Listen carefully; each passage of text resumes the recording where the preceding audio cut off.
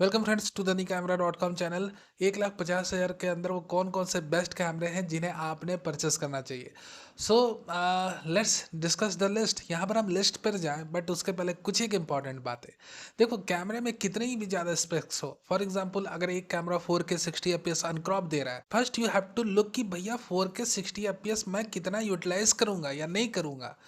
क्या मैं 24 घंटा 4K 60 fps की वीडियोस बनाने वाला हूँ, या महीने 2 महीने में मुझे हो सकता है ज़रूरत पड़े या ना पड़े।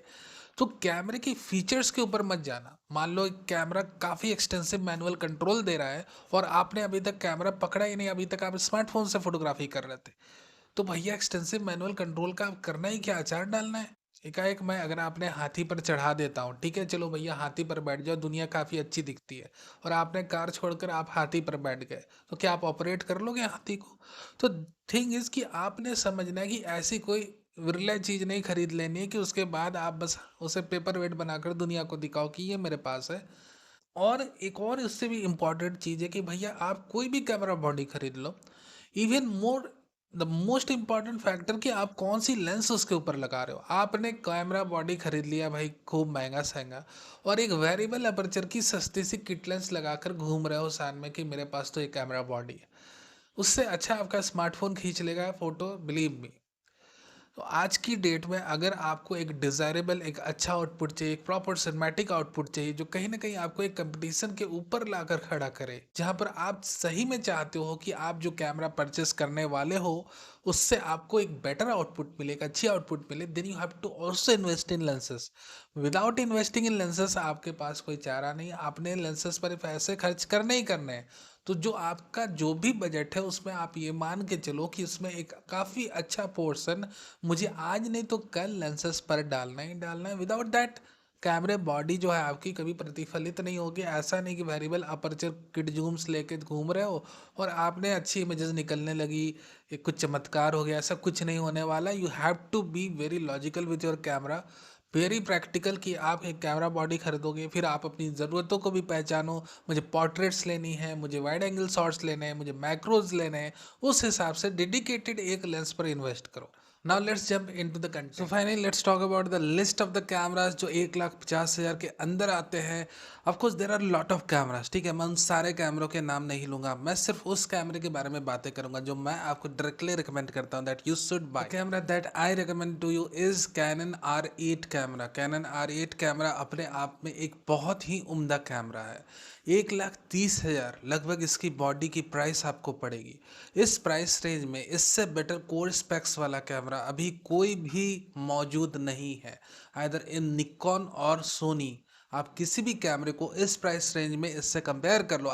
Already I have done lot of comparisons with this camera, no one stands in front of R8 specifically. अगर हम इस प्राइस रेंज की बात करें, अगर आप देखो स्पेक्स को R8 कैमरे के, then we have the R6 Mark II camera 24 megapixel sensor. We have continuous burst up to 40 frames per second, which is not possible in Sony camera right now, even in 2 lakh price range। अगर हम इसके videographic features को देखते हैं, then आप इस पर 4K 60 fps अनक्रॉप्ड record कर सकते हो। So more or less this is one of the best camera available right now. The only thing that you will miss inside this camera is sensor shift image stabilization system. That's the only major thing that you will miss. Although देखो, अगर आप DSLR के time से cameras को use कर रहे हो, then you will never miss these features. Now, apart from the IBS feature जो आप मिस करते हो कैमरे के अंदर, अगर ओवरऑल कैनन की बातें करें तो इसमें लेंस माउंट भी लॉक्ड है and you have limited range of lenses. सिर्फ लिमिटेशन लेंसेज पर नहीं है, इसकी प्राइस पर भी है, क्योंकि इसकी 24 से 17 mm की प्राइस देख लो। रिसेंटली अनाउंस जो लेंस है आपकी 24 से 105 mm की f2.8, of course it is set to be a dream lens of any wedding photographer, but अब इसकी कीमतें देखो। सो हर एक लेंस की कीमत, जहां पर आप कांस्टेंट अपर्चर जूम पर जाते हो कैनन के अपनी नेटिव मिररलेस लेंसों में, कीमतें आसमान छूने लगती। उपाय क्या है इसका कि अगर आप प्राइम से अपना काम चला सको, फॉर एग्जांपल अगर आपने फैशन पोर्ट्रेट फोटोग्राफी करनी है, you can have Canon 50 mm f1.8 lens, वो भी 18,000 19,000, या फिर आपको हो सकता है और भी कम कीमत पर पड़े। सो we have some affordable prime in Canon also। 16 mm की f2.8 लेंस भी आप ले सकते हो। मान लो आपने R8 कैमरा परचेस किया और उसके साथ एक अफोर्डेबल प्राइम 16 mm की f2.8 और एक पोर्ट्रेट प्राइम लेंस यानी कि 50 mm की f1.8 ले लिया, देन लगभग 1,80,000 के आसपास में आपकी ये दो लेंसेस और एक सुपर कैमरा आपके हाथों में रहेगा।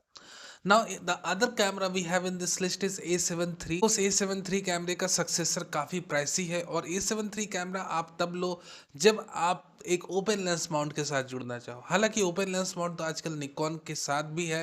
निकॉन में भी आपको Tamron की 28 से 75 रीब्रांडेड मिलती है और कई सारी लेंसेज की सपोर्ट विल्ट्रॉक्स की तरफ से आ गई है।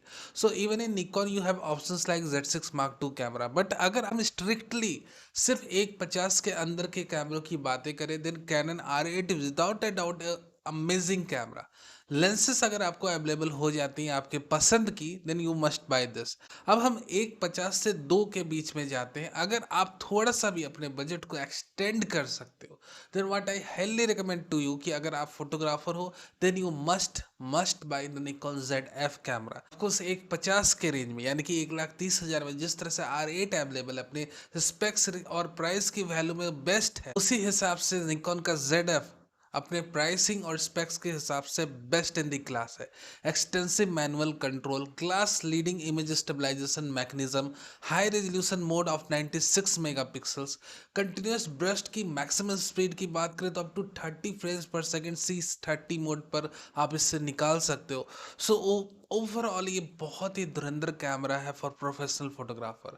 Of course open lens mount है अपनी निकॉन की, अब Z माउंट है तो आप इसमें आप Tamron के 28 से 75 या आप कहो कि एक वेडिंग फोटोग्राफर की ड्रीम लेंस यानी 35 से 150 mm f2 से f2.8 एपर्चर की जो Tamron बनाते हैं वो भी आप इसमें लगा सकते हो। सो अनडाउटेबली अगर अंडर 2 लाख अगर आप थोड़ा सा बजट एक्सटेंड कर लो, then ZF is best for you. Under 1.5 R8 is best for you. 2 lakh में अगर हम बेस्ट वीडियोग्राफी कैमरा सिनेमाटोग्राफी कैमरे की बात करें, then without a doubt we have the Sony FX30।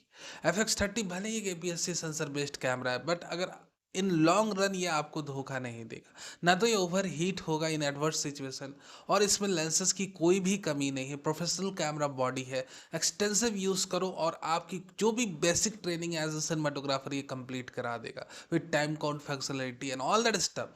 So what I highly recommend कि अगर आप FX30 खरीद सको तो जरूर खरीदो। काम चलाने में तो भैया कोई भी चला देगा, बट अगर हम सिर्फ अच्छे कैमरे की बातें करें और ऑप्शंस कई सारे हैं, देन विदाउट ए डाउट जैसे मैंने कहा 0.5 के अंदर कैनन R8 भैया धुरंधर कैमरा। वीडियोग्राफिक फीचर्स की बातें करें या फोटोग्राफिक फीचर्स की बातें करें, थोड़ा सा बजट एक्सटेंड कर पाओ तो प्रोफेशनल सिनेमाटोग्राफर वीडियोग्राफर के लिए FX30 और प्रोफेशनल फोटोग्राफर के लिए अंडर 2 लाख में मैं रिकमेंड करूंगा निकॉन का ZF camera. These are my personal recommendation to you. काफ़ी सारे अदर कैमरे हैं, but without missing your brain go with my recommendation. और कोई क्वेश्चन हो तो आप मुझसे पूछ सकते हो। वीडियो देखने के लिए बहुत बहुत धन्यवाद।